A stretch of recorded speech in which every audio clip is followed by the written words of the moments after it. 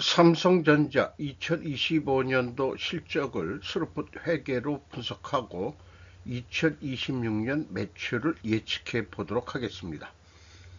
매출은 13.9% 증가했고 영업이익은 95.3%가 증가했습니다.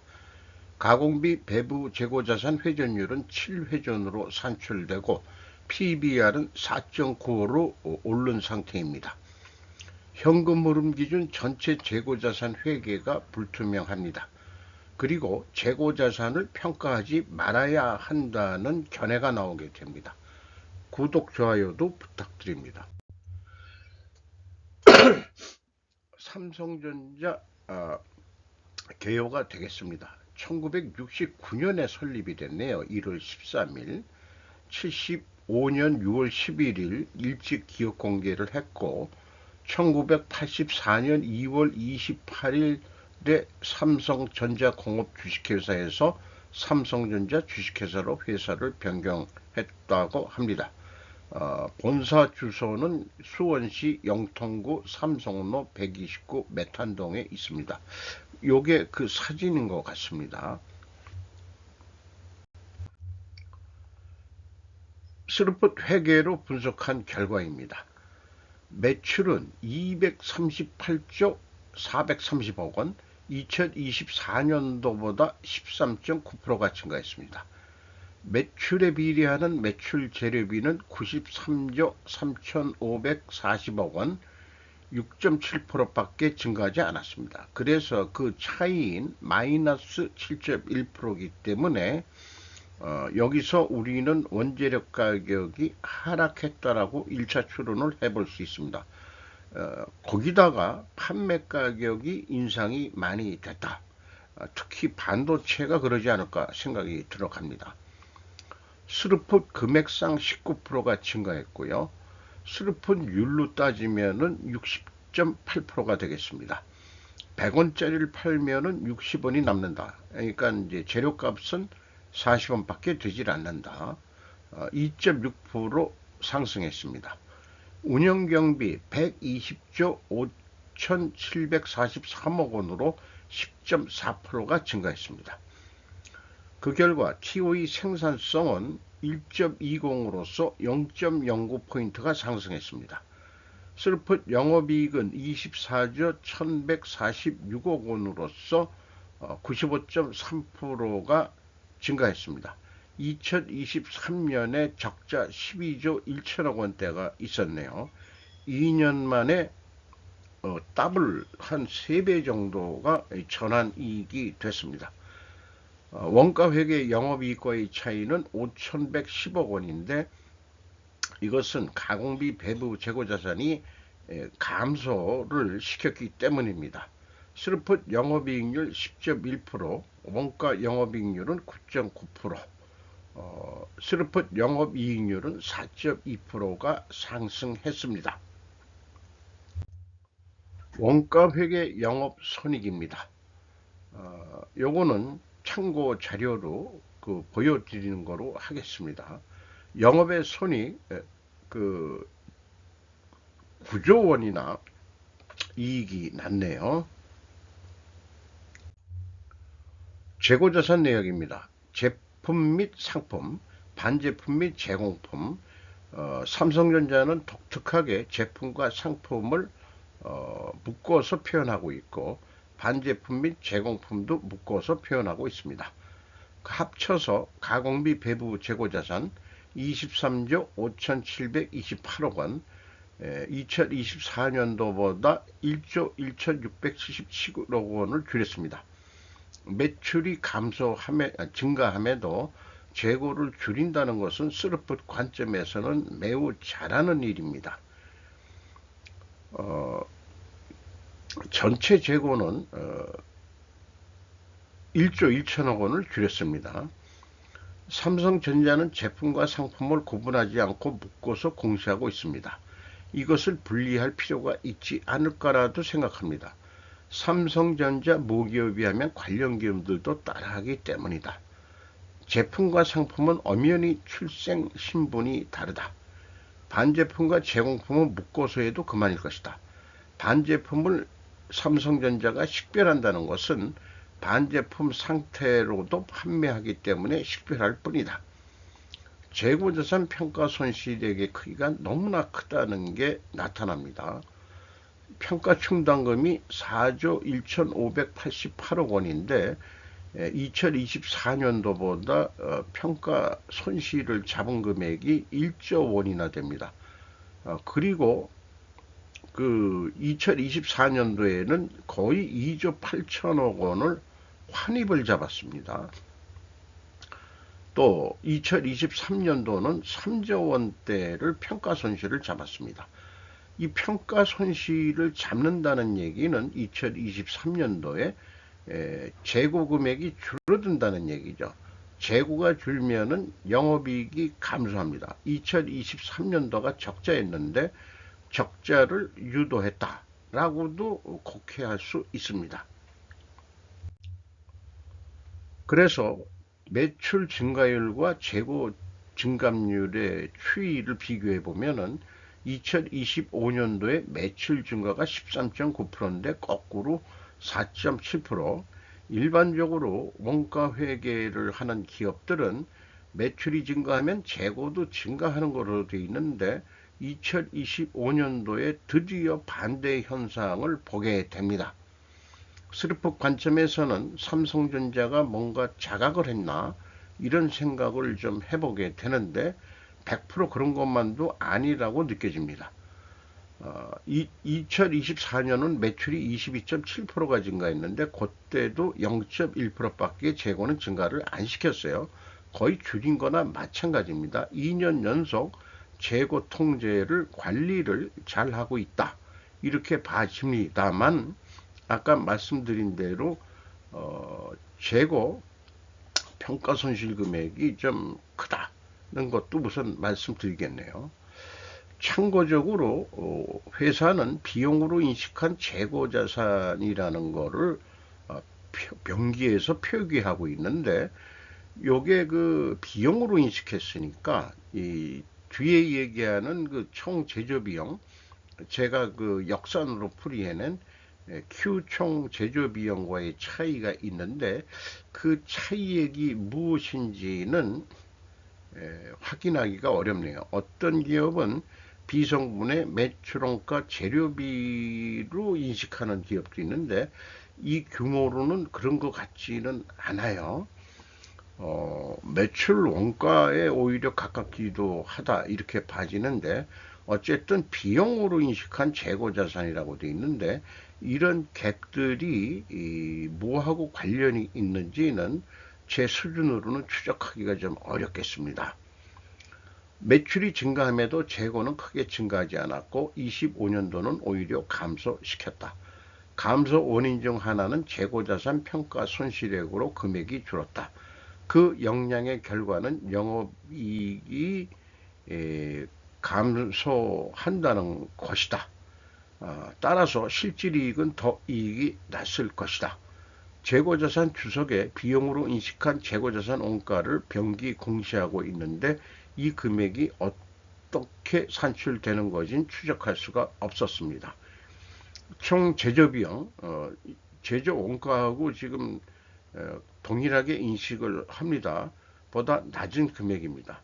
객금액이 무엇과 연결되는지는 찾을 수가 없었다고 기록에 남겨놓고자 합니다. 비용의 성격적 분류 내용, 분석 내용입니다. A. 제품과 제공품의 감소 등 이렇게 표현되어 있습니다. 플러스 1조 1677억 원 재고가 감소했다는 뜻이고요. 원재료 사용액 및 상품 매입액이면은 A는 그 변동 범위가 여기에 있는 가공비 배부 재고자산을 의미합니다. AB를 더한 MC 매출원가 재료비 93조 8650억 원 7.3% 증가했습니다. 운영경비 120조 5743억 원 10.4% 증가했습니다. 운영경비에서 판매관리비 48조 4451억 원을 뺀 72조 1292억 원이 공장 가공비가 되겠습니다. 가공비율은 가공비는 11.6% 증가했습니다. 가공비율은 43.8%로 1.3%가 상승했고 상대적으로 생산 재료 비율은 1.3% 하락했습니다. 여기서도 우리는 원재료 가격이 하락했다라고 2차 추론을 해낼 수 있겠습니다. 재고자산의 증감 1단계 일치합니다. 삼성전자는 가공비 배부 재고자산의 증감액을 표준으로 채택하고 있습니다. 아주 바람직한 결과입니다. 1단계가 일치하면 총 제조 비용도 일치를 합니다. 3단계가 좀 문제로 보입니다. 현금 흐름표 재고자산의 증감 마이너스면 현금이 나갔다는 얘기입니다. 1조 3,397억 원. 그러면 반대로 재고가 늘어야 되는데 전체 재고는 1조 1천억 원이나 감소를 했죠. 돈이 나갔는데도 어떻게 물건이 안 생기고 재고가 주냐.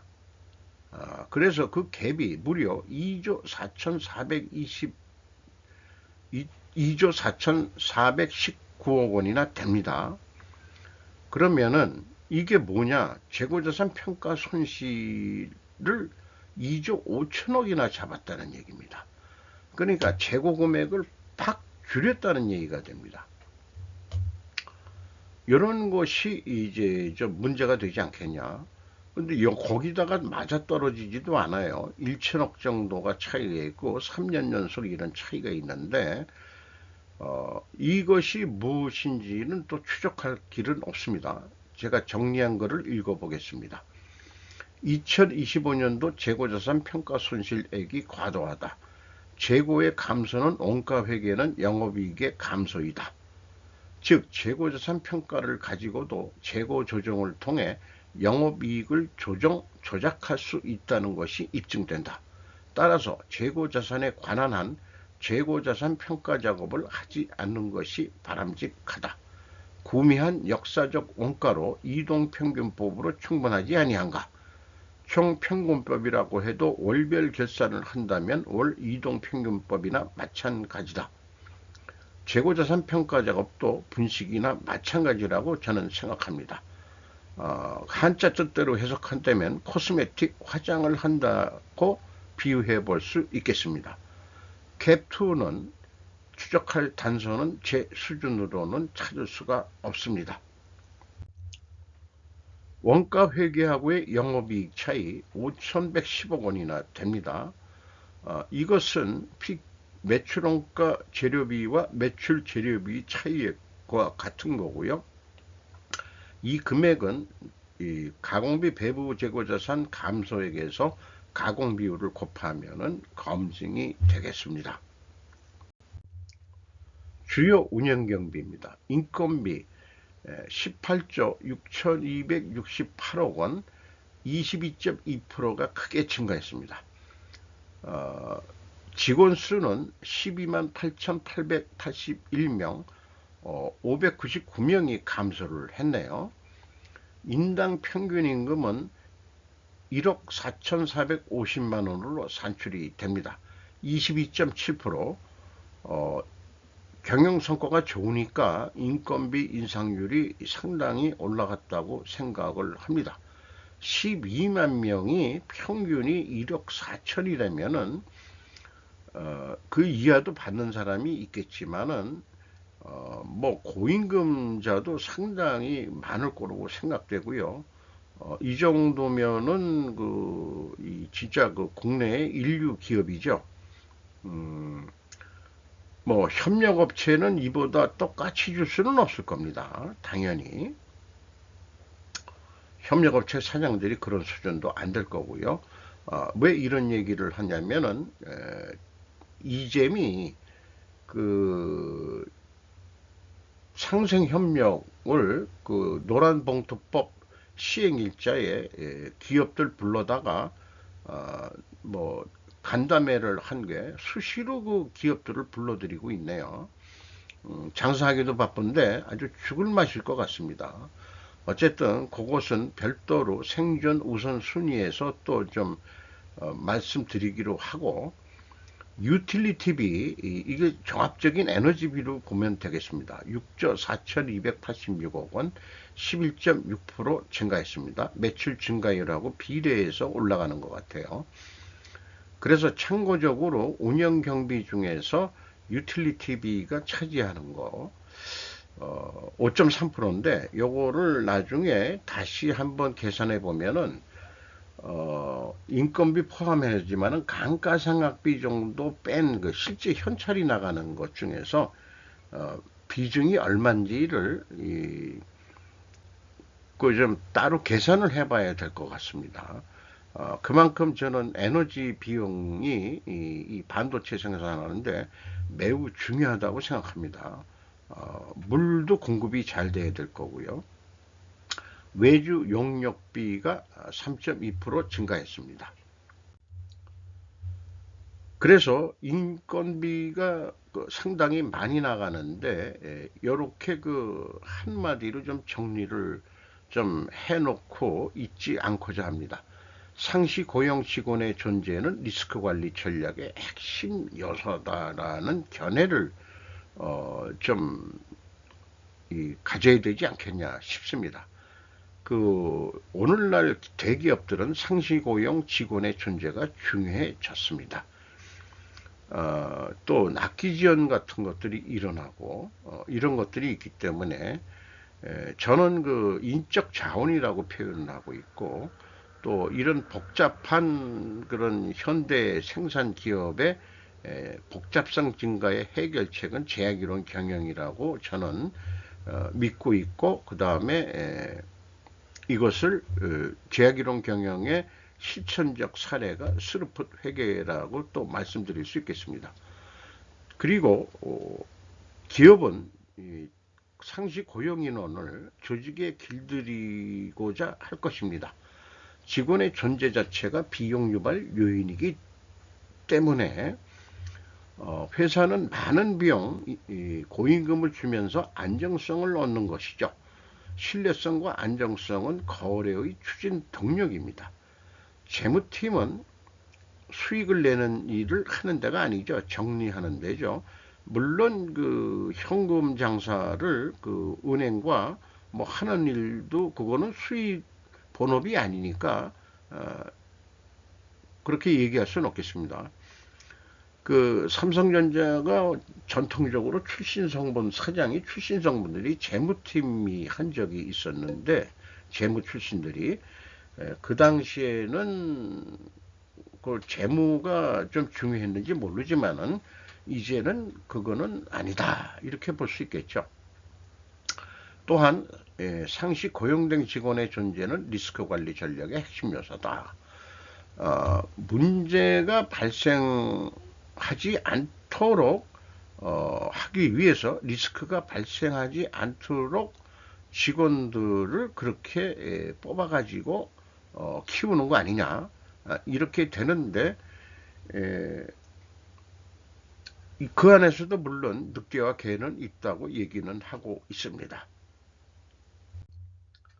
경영평가지표 재고 회전율이 7회전으로 2023년부터 꾸준히 상승하고 있습니다. 매우 바람직합니다.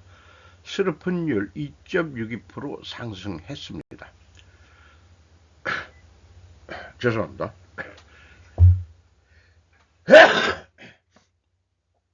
투자자본 이익률 8.2%, 3.3% 상승했고, 총 자산 회전율은 0.66밖에 되질 않네요.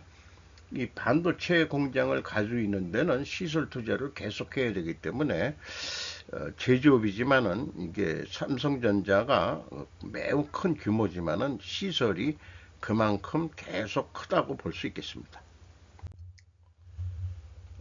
영업 구매 평가 지표로서 현금 버퍼율은 5.9% 가지고 있고요. 매출 채권 수금 속도는 5.7회전, 6회전이면 두 달에 한 번씩 수금한다는 꼴인데, 수금 속도가 늦어진다는 것은 바람직하지가 않습니다. 매입 채무 지급 속도 11.7회전, 거의 12회전이니까 한 달에 한 번씩 협력업체한테 돈을 주고 있다. 근데 이것도 좀 늦어졌네요. 그 다음에 그 ROI 자본 회수율 9.5%, 4.3% 상승했습니다. 경영평가지표 두 가지가 똑같이 상승했으므로 투명하게 가정을 합니다. 이것을 입증하려면 원재료 가격이 하락해야 되고 판매 가격은 인상이 돼야 됩니다. 또한 필연적으로 존재할 다른 증거를 대려면 수량에 의한 재고 회전율도 상승이 됐어야 될 것입니다. 그 평가 손실을 너무 과하게 잡아가지고 아마 수량으로는 안 맞을 수도 있을지 몰라요. 그건 안 해봤으니까 할 방법이 없죠. 그 거대한 규모를 실수량으로 어떻게 할 거냐. 요즘은 뭐 전사나 바코드 뭐 이런 거 다 돼 있어서 실사하는데 그렇게 어렵지도 않을 거예요. 그런데 삼성전자를 분석할 때마다 시간을 들이고 곤혹을 치르는 게 요 우측에 있는 것처럼 원재료 가격 추이를 이렇게 구두 진술하는 식으로 되어 있습니다. 그 전년도과 이제 비교를 하려면은 시간이 엄청 들이는데, 그래서 일단 여기 표현된 것대로 쭉 해서 단순 평균을 내보면 1%가 상승한 거로 되어 있어요. 원재료 가격이 내려간 게 아니죠. 가중 평균하기도 지금 어렵습니다. 이런 내용을 보면은 제품 가격 추이도 이렇게 구두 설명을 했습니다.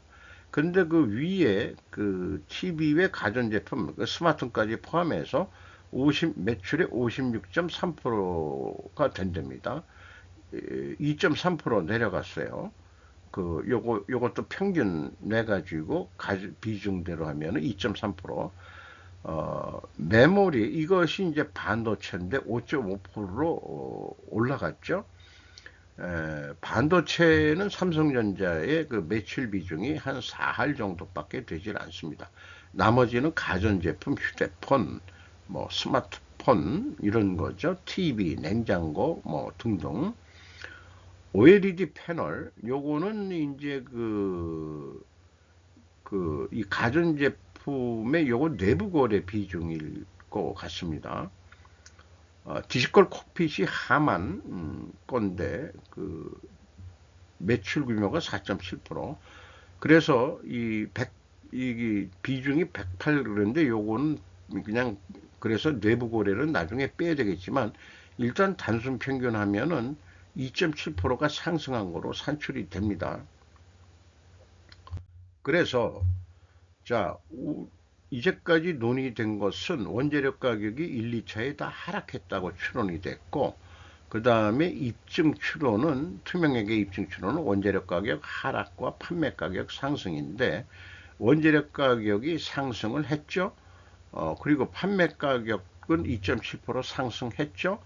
그러면은 판매 가격 상승도 여기 추론을 했지 않습니까? 이거보다도 상대적으로는 원재료 가격은 내려갔다라고 얘기할 수 있다. 그렇게 인식이 가능하다.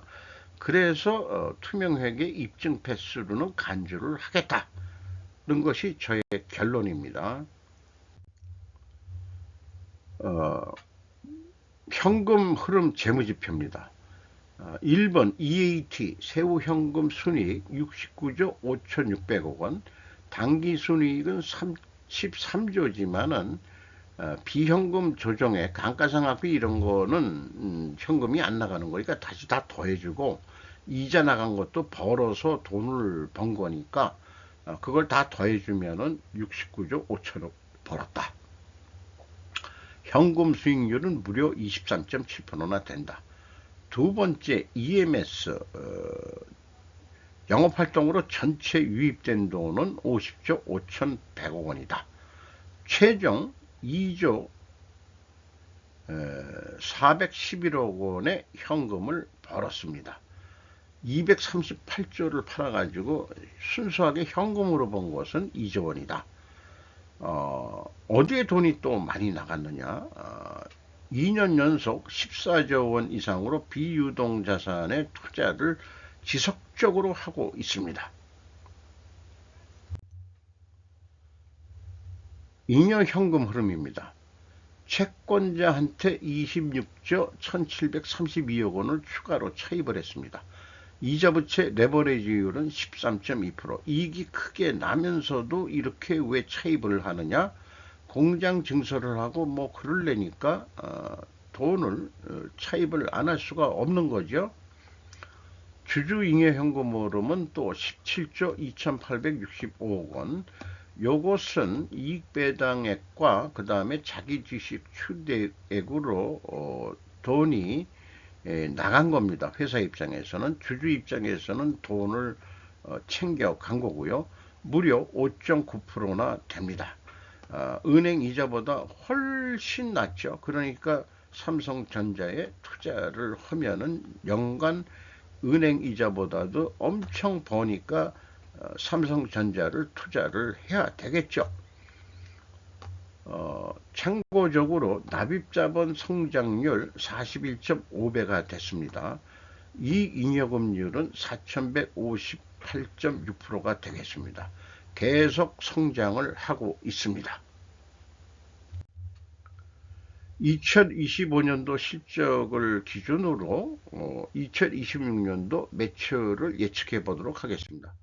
이것은 논리 연습이기도 합니다. 운영경비 기준으로 먼저 생각합니다. 순서는 2025년도에 10.4%가 상승했기 때문에 2026년도는 저는 그냥 7% 해군의 숫자니까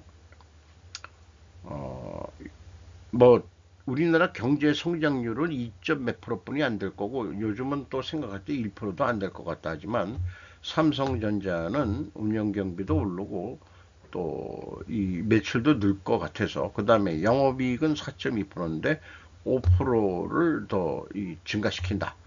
그러면은 이 목표 금액이 생깁니다. 129조하고 25조. 그러면 한 154조 원이 다 나가는 돈인데 이거를 스르픈율로 나누면은 253조 9천억 원대를 할 것으로 됩니다. 그러면은 매출액이 6.7%가 늘어나게 되죠. 스르풋 회계는 아주 쉽습니다. 매출 재료비는 매출에 비례하는 것이기 때문에 6.7%로 넣어서 매출 재료비율로 나누면은 동일한 금액으로 똑같이 매출액을 예측해낼 수 있겠습니다. 그래서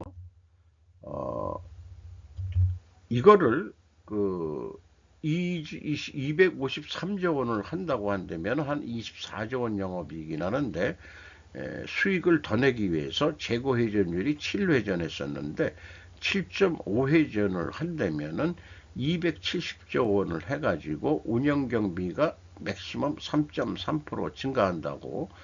이 3.3%는 요 매출 증가율, 매출 재료비 증가율에서 운영경비율을 곱하면은 요게 3.3%가 계산이 되겠습니다. 그러면은 31조 원까지 영업이익을 낼 수 있을 것으로 예측을 해볼 수 있겠습니다. 원가 회계는 좀 복잡합니다.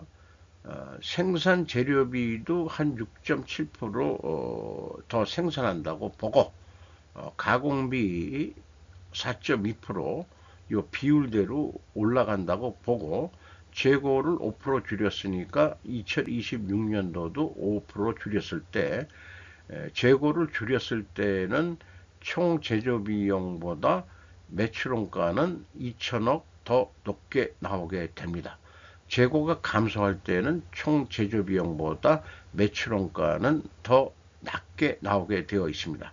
따라서 목표 이익을 동일한 목표 이익을 낸다고 한다면은 재고가 감소할 때는 매출액이 더 높게 실현해야 되고 그 다음에 재고가 증가할 때는 매출 목표액을 적게 실현해도 된다는 논리가 나옵니다. 따라서 회계 입장에서는 이 중간선을 아마 사업계획으로 제시할지 모르죠.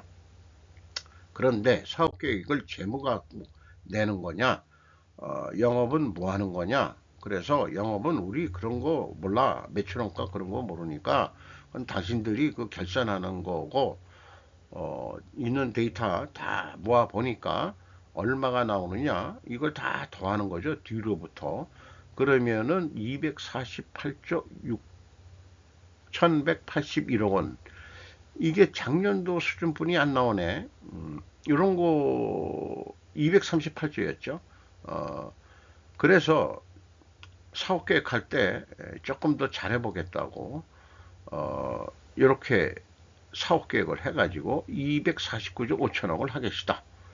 그러면은 영업이익이 24조 나오는 것으로 이렇게 됩니다. 그런데 스르프처럼 저 매출 동일한 매출액을 저기 한다고 한다면은 노력에 의해서 그러면은 재고가 줄어들게 돼 있어요. 그리고 판매 관리비도 좀 늘어나는 거로 했습니다. 매출 원가율은 그 계약 당시의 매출 원가율로 적용을 하면은 그러면은 영업이익이 5조 정도 더 늘어나는 거로. 자, 25년 재고를 줄이면서도 영업이익률 증가를 실현한 결과 예측액은 슬픈 예측액보다 낮게 산출이 됩니다. 부풀린 견적으로 수주했다고 가정해 보면은 그러나 판매 추가로 인한 매출 증가 시 재고가 감소하면 기대만큼 이익은 증가하지 않습니다. 그래서 이것을 비교표를 해보면은 스르프 입장에서는 이 253조를 해야 됩니다. 그래야 그나마 24조 4천억이 나오는데 코스트 관점에서 재고 감소 시는 그래도 그 재고를 감소시키면서도 이익을 냈다는 것은 재고 자산을 임의로 평가절하 아니 줄였기 때문에 이익이 스르프보다 더 많이 비슷하게 나옵니다. 그런데 재고가 증가하면은 2조 4천억이나 더 이익이 납니다. 그런데 서로 노력을 해가지고 동일한 금액으로 매출이 됐다고 가정했을 때 스르프선 그 영업이익이 31조가 나오는데 원가 회계에는 29조밖에 나오지를 않습니다. 1조 2227억 원이 적게 나오죠. 이것이 원가 회계의 맹점인데 항상 재고가 증가해야 한다는 전제 조건은 원가 회계는 잘못된 세계입니다. 우리는 이 잘못된 세계를 삼성전자 이재용 회장이 스루퍼 회계를 채택해 주면 어떨까? 그러면 우리나라 전체 기업이 따라갈 것 같아요. 주가는 18만 9,700원, 2025년 3월 달보다 13만 6천 원이 상승했습니다. PBR은 4.95고요. 5% 이상 주주는 삼성생명보험이 8.59%, 국민연금공단이 7.77%, 브록락본드 2019년 기준이랍니다. 5.07%, 삼성물산이 5.05%, 외국인이 49.74%를 가지고 있습니다. 조사하는 날은 JP모간만 눈에 띕니다.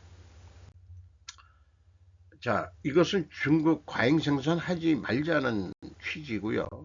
그 다음에 로스차일드 그 포레스터 드 로스차일드 여사가 ESG 쓰레기통에 본인이 갖다 버리자고 얘기를 했으니까 그 대안이 뭐냐? 저는 스르프 회계로 그 글로벌 금융이 원가 회계를 버리고 스르프 회계를 하세요. 라고 이 언니가 얘기해 주면은 우리 그 지구가 확 바뀔 것으로 이 산업사회가 확 바뀔 것으로 생각이 들어갑니다. 오늘도 좋은 하루가 되시고요. 나름대로 자세히 설명을 해보겠다고 해서 시간이 좀 오래 걸렸습니다.